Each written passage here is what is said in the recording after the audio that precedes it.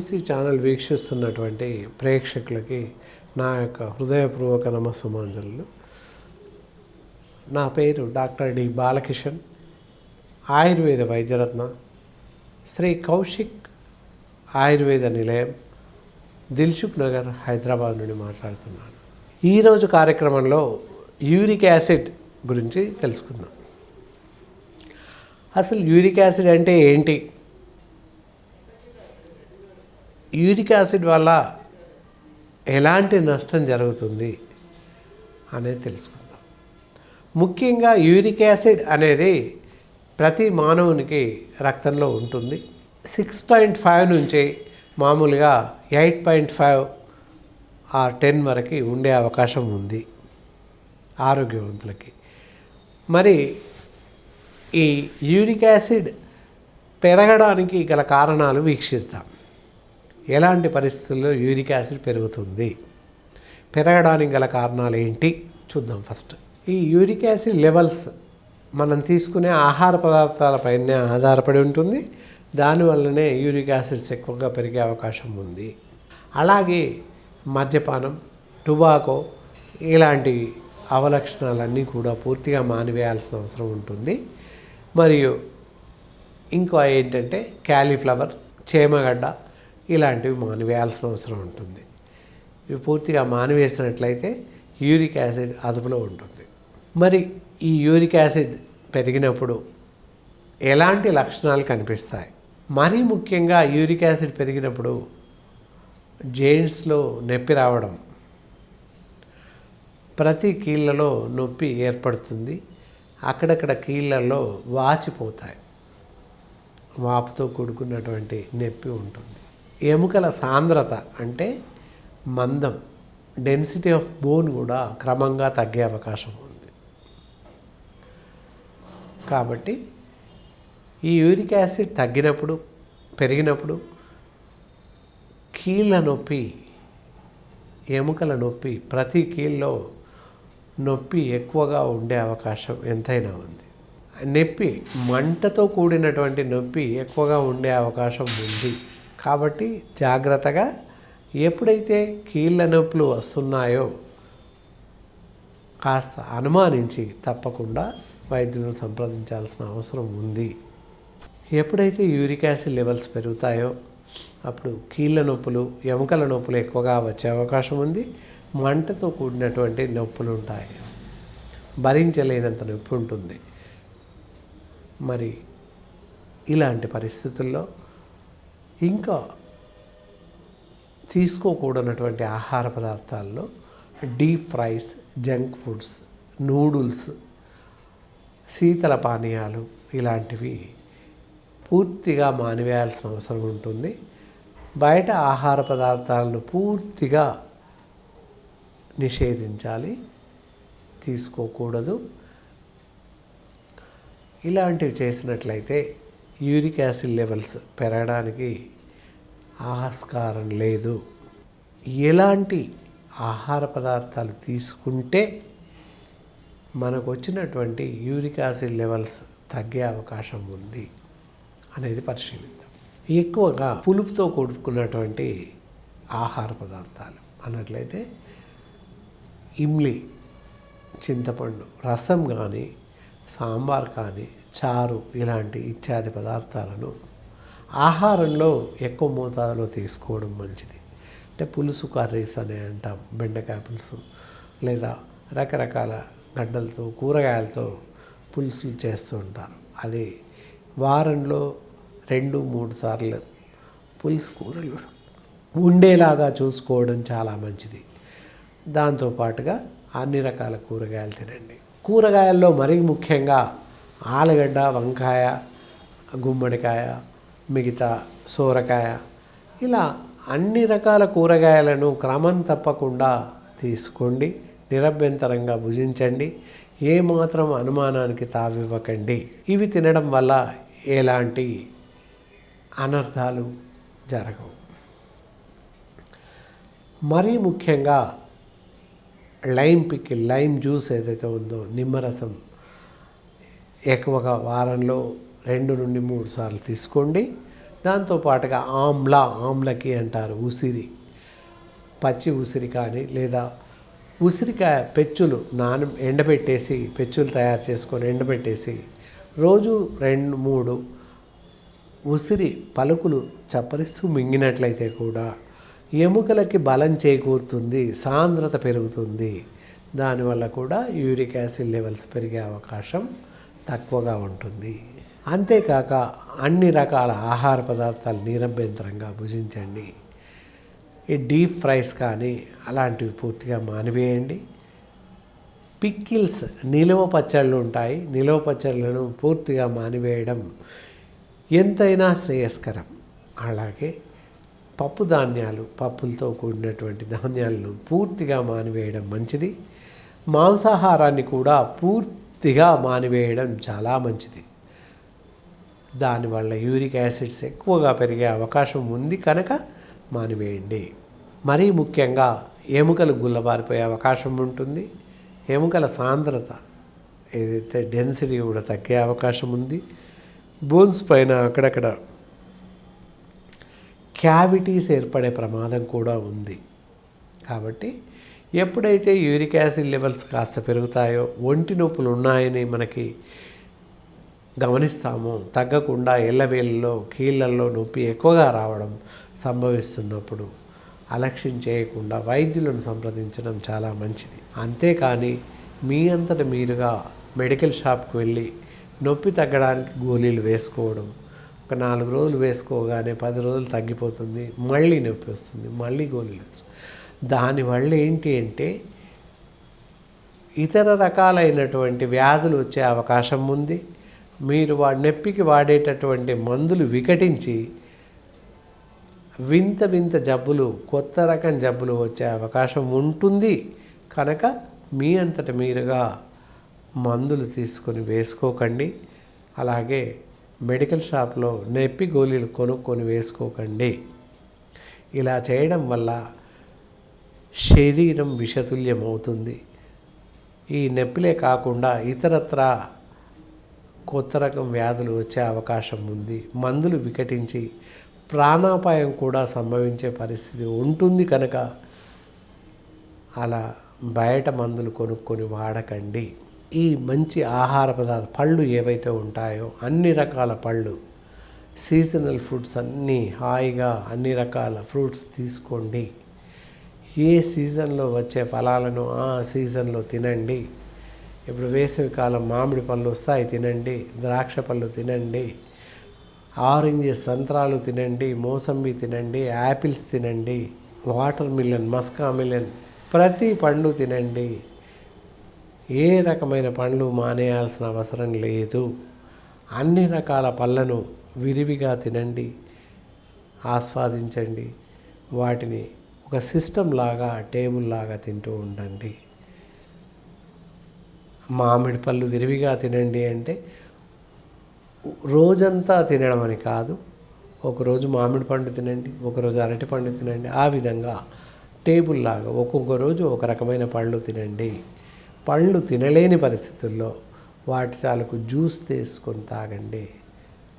అంతేకాని readymade cool drinks ఏవి తాగకండి. కొత్త కొత్త రకాల కూల్ డ్రింక్స్ ఈ మధ్యకాలంలో వస్తున్నాయి. న్యాచురల్లీ ప్రిపేర్డ్ ఫ్రూట్ జ్యూస్ అని చెప్పేసి వస్తున్నాయి.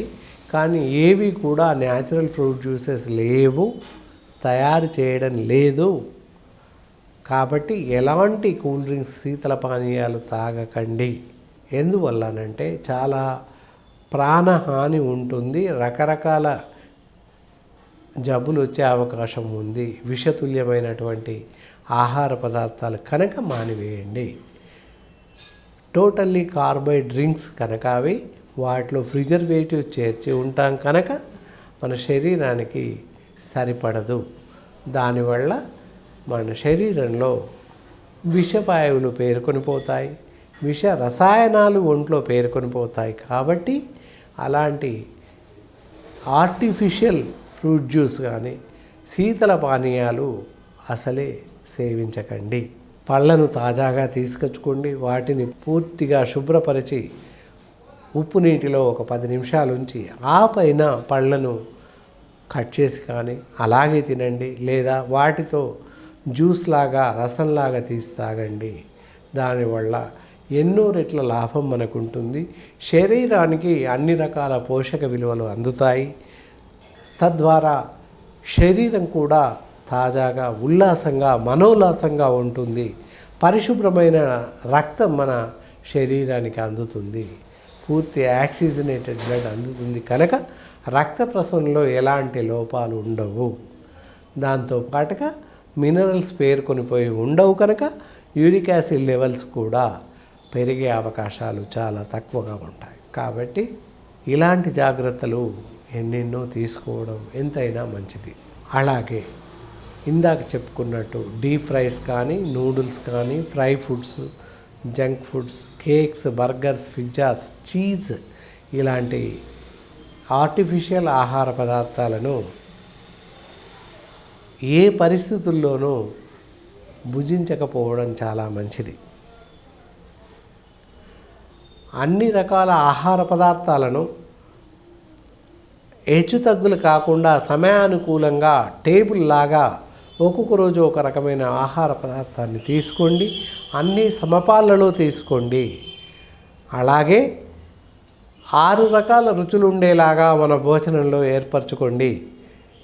తీపి, పులుపు, ఒగరు, కారం, చేదు ఇలా 6 రకాల రుచులు ఉంటాయి. 6 రకాల రుచులని తప్పకుండా మన తినే ఆహారంలో చేర్చుకోండి. ఇలా చేర్చుకున్నట్టయితే ఎలాంటి అనారోగ్యం కలగదు, ఎటువంటి దుష్ఫలితాలు కలిగే అవకాశం లేదు. తద్వారా యూరిక్ యాసిడ్ కూడా పెరగకుండా ఉండే అవకాశం ఉంది. కాబట్టి ఈ జాగ్రత్తలన్నీ ఆహార నియమంలో తీసుకున్నట్లయితే మంచి ఫలితాలను పొందే అవకాశం ఉంది. కాబట్టి ఈ ఆహార నియమాలను తూచా తప్పకుండా పాటిస్తారని ఆశిస్తున్నాను.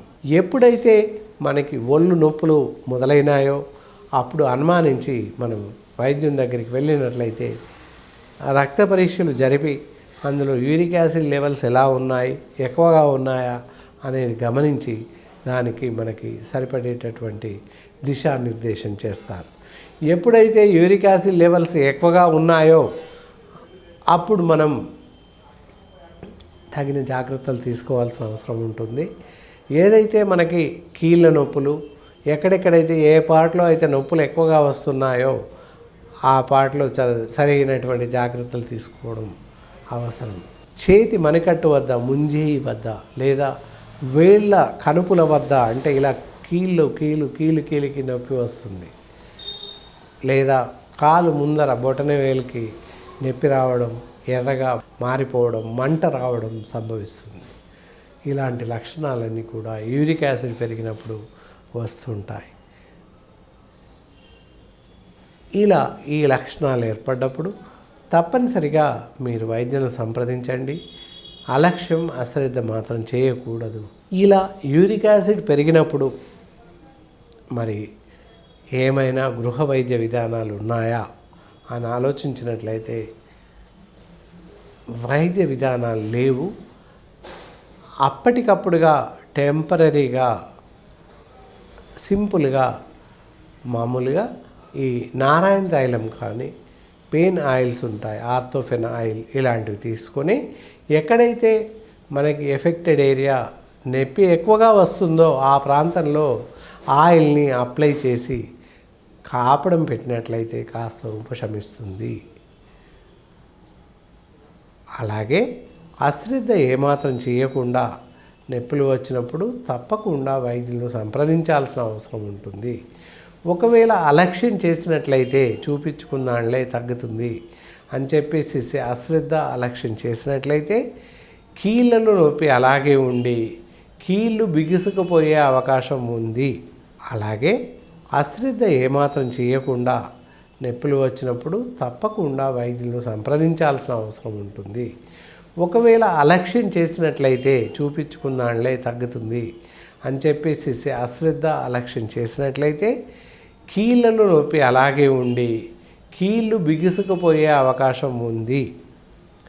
అంటే మూమెంట్స్ రావు, not moment all in giants అన్నమాట. అంటే వేలు దగ్గరికి రాకపోవడం, ఇలాగే బిగుసుకుపోవడం జరుగుతుంది. కాబట్టి ప్రారంభ దశలో ఈ వ్యాధి ఉన్నప్పుడే తప్పనిసరిగా వైద్యులను సంప్రదించండి. ఈ యూరిక్ యాసిడ్ వ్యాధికి ఆయుర్వేద వైద్య విధానంలో సులభతరమైనటువంటి చికిత్సలు ఉన్నాయి. పూర్తి స్థాయిలో ఈ వ్యాధిని తగ్గించడానికి వైద్య చికిత్సా విధానాలు ఎన్నో ఉన్నాయి. కాబట్టి ఏమాత్రం అశ్రద్ధ చేయకుండా, అలక్ష్యం చేయకుండా, జాగరూకతతో తప్పకుండా ఒక నొప్పి తగ్గే వరకు వారం రోజులు 10 రోజులు మందులు వాడి మానేయడం వల్ల మళ్ళీ నొప్పులు పెరిగే అవకాశం ఉంది. యూరిక్ యాసిడ్ లెవెల్స్లో ఫ్లక్చువేషన్స్, హెచ్చు తగ్గులు మాటికి రావడం సంభవిస్తుంది. అలా అలవాటుగా మారి, హ్యాబిటేట్ అంటారు, అలవాటుగా మారి హెచ్చు తగ్గులతో ఎప్పుడో ఒకప్పుడు మరీ ఎక్కువగా అదుపు లేకుండా పెరిగిపోయే అవకాశం ఉంటుంది. కాబట్టి ప్రారంభ దశలో ఉన్నప్పుడు అవస్థలను, ఎలాంటి ప్రాబ్లమ్స్ ఫేస్ చేస్తున్నారు క్లియర్గా వైద్యులకు చెప్పండి. మీకు అవసరం ఉన్నటువంటి పూర్తి స్థాయి వైద్య చికిత్సలను ఈ విధంగా పూర్తి స్థాయిలో వైద్య చికిత్సలను తీసుకోండి. ఆహారంలో నిర్దిష్టంగా కొన్ని రకాల ఆహారాలను మానివేయండి. ఇందాక చెప్పినట్టుగా పప్పు ధాన్యాలు ఏవైతే ఉన్నాయో పూర్తిగా మానివేయండి.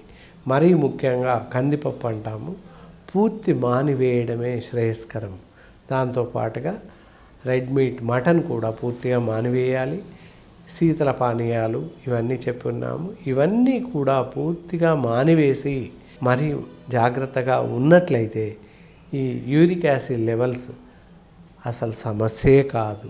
అత్యంత త్వరితగతిన పూర్తిగా ఈ వ్యాధి నుండి బయటపడే అవకాశం ఎంతైనా ఉంది.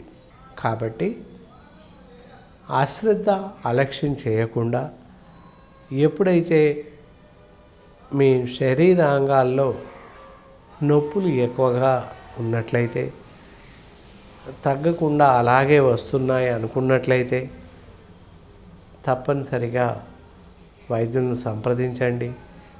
అవసరమైనటువంటి వైద్య చికిత్సలను పొందండి. దానికి సంబంధించిన మందులను క్రమం తప్పకుండా, తూచా తప్పకుండా వాడండి. అలాగే ఆహార నియమాలను క్రమం తప్పకుండా పాటించండి. ఎంతకాలమైతే నిర్దిష్ట సమయం కేటాయిస్తామో వైద్య చికిత్సా కాలము అని చెప్తాము. ఎంత సమయం పడుతుంది చెప్తాము. 2 నెలల, 3 నెలల, 4 నెలల, మీ అవసరాన్ని బట్టి, వ్యాధి తీవ్రతను బట్టి ఈ సమయాన్ని కేటాయించడం జరుగుతుంది.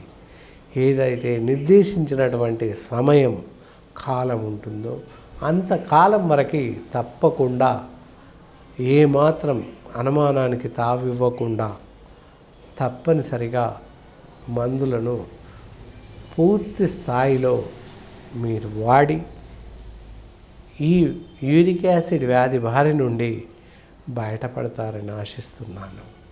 ఏదైతే ఈ యూరిక్ యాసిడ్ వస్తుందో వీళ్ళు అత్యంత జాగ్రత్తగా ఉండాల్సిన అవసరం ఉంటుంది. ఉట్టి ఒళ్ళు నొప్పులే అని చెప్పేసేసి చాలామంది అపోహపడుతుంటారు. కాబట్టి మరి మామూలు శారీరక నొప్పుల, లేకపోతే యూరిక్ యాసిడ్ పెరగడం వల్ల వచ్చినటువంటి నొప్పులా అని చెప్పేసేసి తప్పకుండా నిర్ధారించుకోవాల్సిన అవసరం ఉంటుంది. మనకు మనంగా నిర్ధారించుకోలేము కనుక తప్పకుండా వైద్యులను సంప్రదించండి. సంప్రదించినట్లయితే రక్త పరీక్ష ద్వారా యూరిక్ యాసిడ్ లెవెల్స్ ఎలా ఉన్నాయో, మోతాదులు బాగా ఉన్నాయా, ఏమైనా హెచ్చుగా ఉన్నాయా పరిశీలించి దానికి సరిపడేటటువంటి వైద్య చికిత్సలు అందించే అవకాశం ఉంది. ఎప్పుడైతే ఈ అవస్థలకు లోనైతామో అప్పుడు అశ్రద్ధ చేయకండి. శారీరక నొప్పులు ఉన్నప్పుడు మామూలు నొప్పులు అని అపోహపడడానికి వీల్లేదు. తప్పనిసరిగా వైద్యుల పర్యవేక్షణలో నిర్ధారించుకోండి. దీనికి ఏ పరిస్థితుల్లో అయినా ఒకవేళ యూరిక్ యాసిడ్ ఉన్నట్లయితే తప్పకుండా వైద్యుల పర్యవేక్షణలో మాత్రమే వైద్య చికిత్సలు తీసుకోవాల్సిన అవసరం ఉంటుంది. మీ అంత మీరుగా స్వంత వైద్యం చేసుకోకూడదు. అలా చేసినట్లయితే మీరు నొప్పుల కోసం వాడుతున్నటువంటి మందుల వల్ల నొప్పి తగ్గుతుంది, కానీ యూరిక్ యాసిడ్ లెవెల్స్ మరీ పెరిగిపోయే అవకాశం ఉంటుంది. దానివల్ల వాటి మందుల విష ప్రభావం వల్ల రకరకాల కొత్త జబ్బులు వచ్చే అవకాశం ఉంది. మరీ ముఖ్యంగా మూత్రపిండాల వ్యాధి వచ్చే అవకాశం ఉంటుంది. కాబట్టి తస్మాత్ జాగ్రత్త. ఈ జాగ్రత్తలన్నీ పాటించండి. ఏమరుపాటుగా ఉండండి. ఏ మాత్రం అలక్ష్యం చేయకండి. ఈ వ్యాధిని బారిన పడకండి. ఒకవేళ వచ్చినట్లయితే మంచి జాగ్రత్తలు తీసుకోండి. తగిన ఆహార నియమాలు పాటించండి. సమయానుకూలంగా తప్పనిసరిగా వైద్య చికిత్సలను పూర్తి స్థాయిలో తీసుకోండి. పూర్తిగా మిమ్మల్ని మీరు ఈ వ్యాధి బారి నుండి కాపాడుకుంటారని ఆశిస్తున్నాను. సెలవు.